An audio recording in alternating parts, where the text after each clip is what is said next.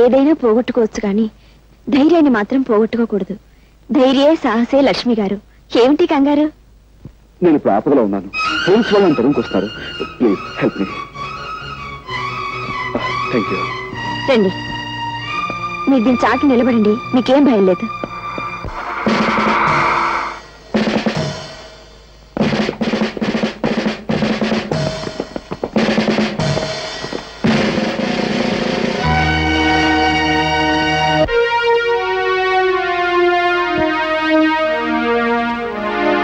ఇల్లంతా వెతకండి. ఏమిటి నాన్న ఇది?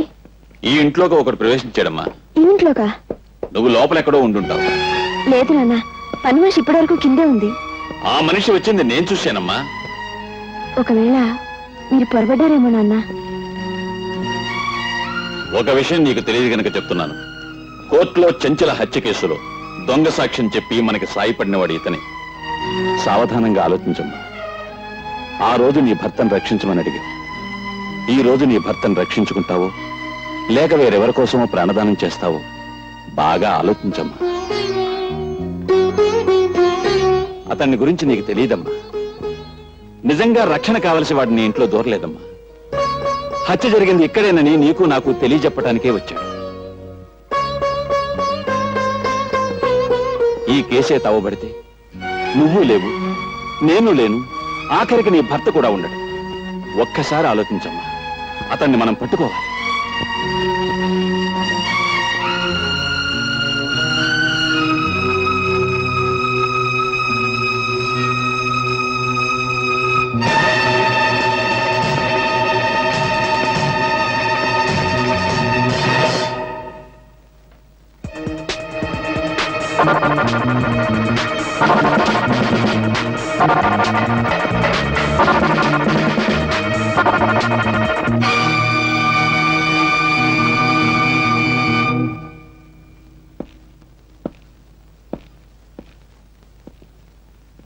భయపడకమ్మా.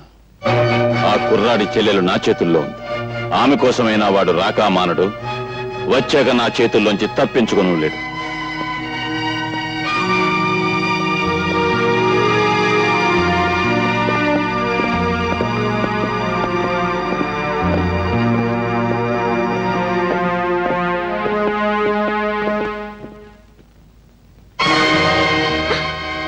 మీరా? నన్ను క్షమించండి. మిమ్మల్ని దాస్తానని చెప్పి. నోను, మీరు చేసిన సహాయానికి కృతజ్ఞతలు చెప్పకుండా వెళ్ళకూడదనుకునే మీ నాన్నగారికి పారిపోయినట్టు భ్రమ కలిగించాను. మీ తండ్రి కూతుల సంభాషణ విన్నాను. పాపం నేను మా చెల్లెల్ని రక్షించుకోవడానికి వెళితే అదును చూసి పట్టుకోవచ్చనే ధీమలో ఉన్నట్టున్నాను. ఫోన్ చేసి చెప్పండి, నేను అందుకే వెళుతున్నాను.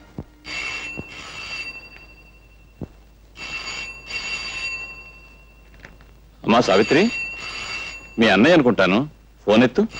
మా అన్నయ్య. హలో, నేనమ్మా అన్నయ్యని. అన్నయ్య, నేను ఇక్కడ. నువ్వేమీ భయపడకమ్మా. నేను హోటల్ సవేరా రూమ్ నెంబర్ 420లో ఉంటున్నాను. నువ్వు ఏదో రకంగా ఎస్పీ గారిని మాయ చేసి వెంటనే ఇక్కడికి వచ్చేసి నీకోసం ఎదురు చూస్తూ ఉంటాను. సరే అమ్మా? ఏముంటున్నాడండి మా అన్నయ్య? నువ్వు ఇక్కడే ఉండమ్మా. ఇంకో అరగంటలో నువ్వు మీ అన్నయ్యని కలుసుకునే ఏర్పాటు చేస్తాను.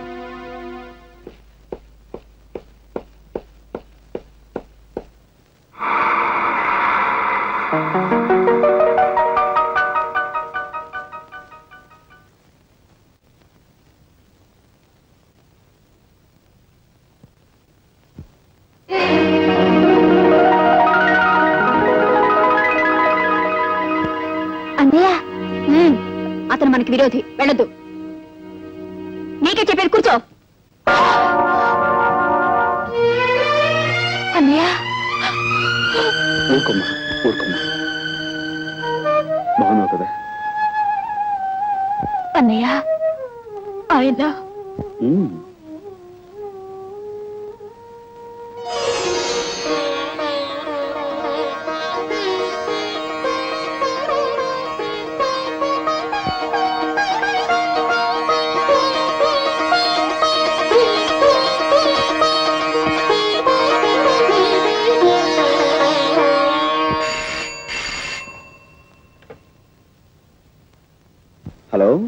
ఎవరు ఎస్పీ గారా?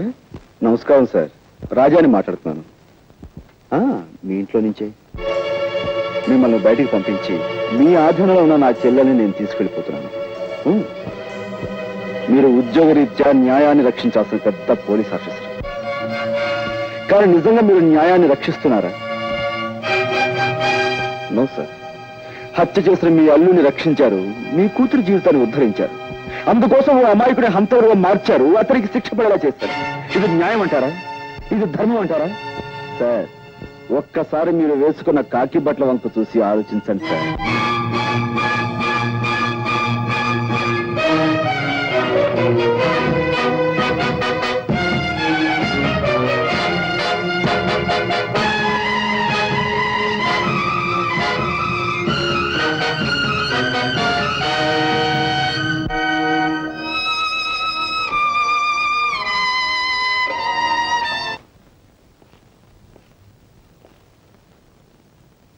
ఇదేమిటయ్యా, మీరు లోపల ఉండిపోయారు?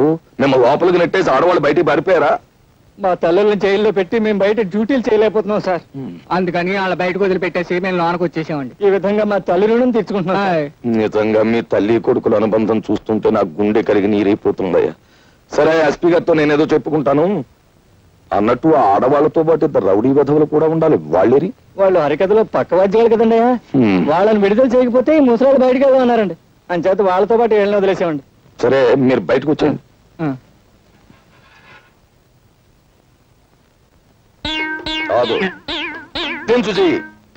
నువ్వు ఉండిపోయా వీళ్ళతో పాటు లోపల?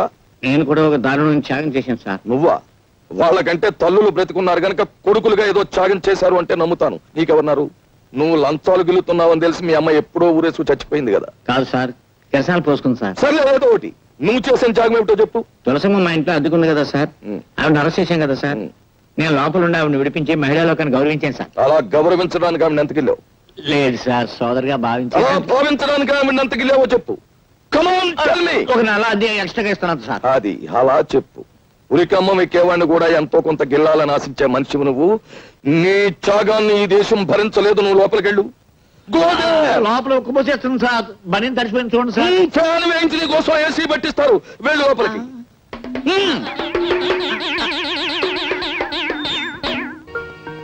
చూసావా, అసలు సిసలైన రిజర్వ్ బ్యాంక్ ఆఫ్ ఇండియా 100 రూపాయల నోట్లు చూసావా? వెనకటికి ఎవరో రూపాయి నోట్లతో పొయ్యి వెలిగించుకుని కాఫీ కాచుకు తాగారట. ఆ తర్వాత నేనే 100 రూపాయల నోట్లతో బీడీ వెలిగించుకున్న మగాణ్ణి. అన్నయ్య, వాడు ఎవరమ్మతనం నీకు తెలుసా? వాడు ఎస్పీ గారి మేనలుడు అన్నయ్య. ఉత్త వెధవ. వాడిని చూసి ఎస్పీ గారు భయపడేవారు. వీడు దబాయించి ఆయన చేత పనులు చేయించుకోవడం కూడా నేను చూశాను. బ్లాక్మెయిల్ చేయటం. ఒక్క నిమిషం నన్ను ఎస్పీ గారు మాట్లాడతారు. ఈ ప్రపంచంలో నాకు చేతొచ్చిన విద్య ఒక్కటే.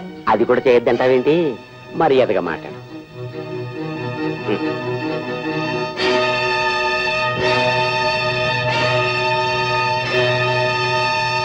బ్లాక్మెయిల్ వీడే చేస్తున్నాడా లేక వీడితో ఇంకెవరైనా చేయిస్తున్నారా అని మనం తెలుసుకోవాలి. ఎలా? ఆ విషయాలన్నీ నాకు వదిలేయండి. ఇదిగో బాబు, కొద్దిగా అగ్గిపెట్టి.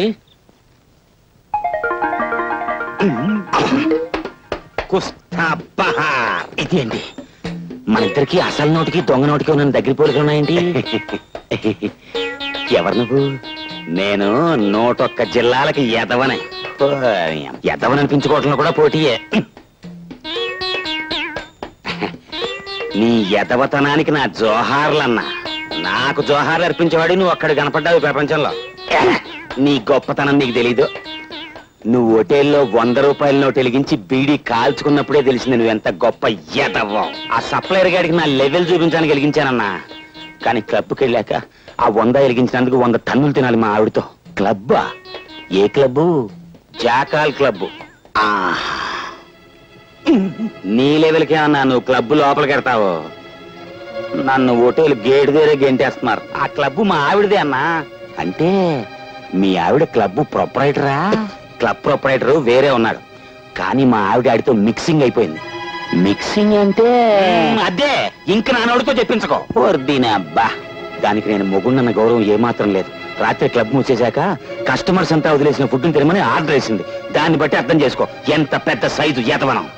అంటే క్లబ్ మూసేశాక ఎంగిలి కూడి తినటానికి నువ్వు అక్కడికి వెళ్తావన్నమాట.